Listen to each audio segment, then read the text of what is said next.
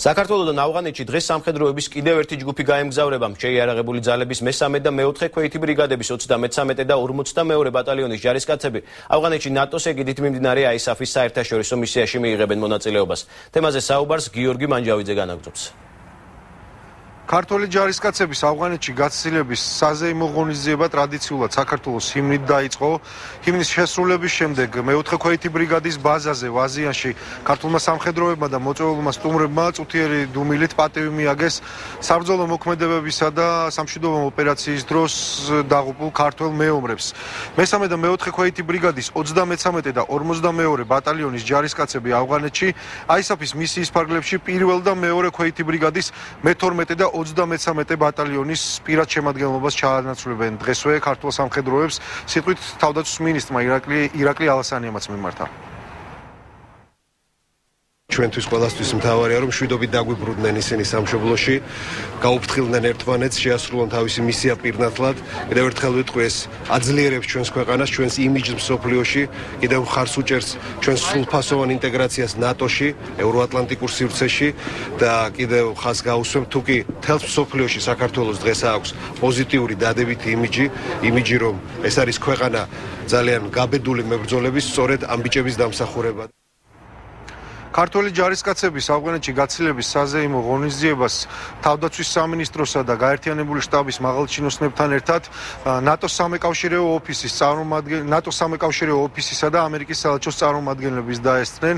ამერიკის შეერთებული შტატების ელჩმა რიჩარდ ნორლანდმა რამდენიმე ქართული სამხედრო მოსამსახურე ავღანეთში გაწეული სამსახურისთვის ამერიკის შეერთებული შტატების საზღვაო ქვეითი ძალების მედლით დააჯილდოვა.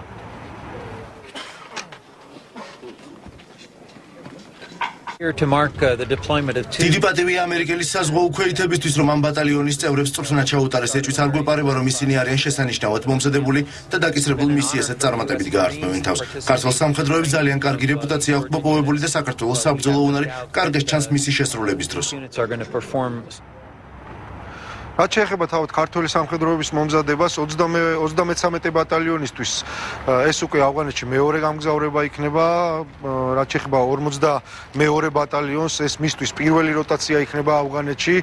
მანამდე ქართულმა სამხედროებმა 6 თვის განმავლობაში ჯერ საქართველოში კრწანისის სასწავლო ცენტრში გაიარეს სპეციალური მომზადება. ამის შემდეგ მათ მომზადება უკვე გერმანიაში გაიარეს.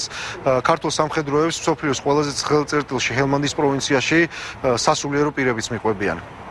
ქვედანაყოფი სრულად მომზადებულია, 6 თვიანი პროგრამა გაიარა მომზადების.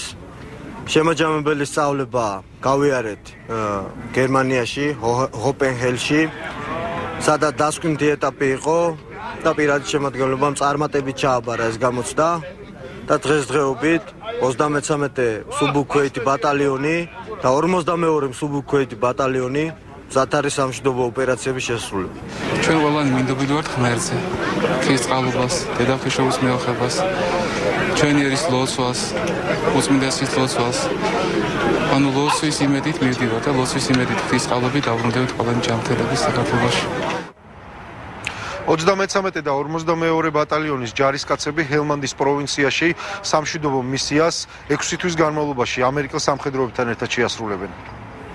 მადლობა გიორგი მანჯავიძე საუბრობდა პირდაპირ ეთერში.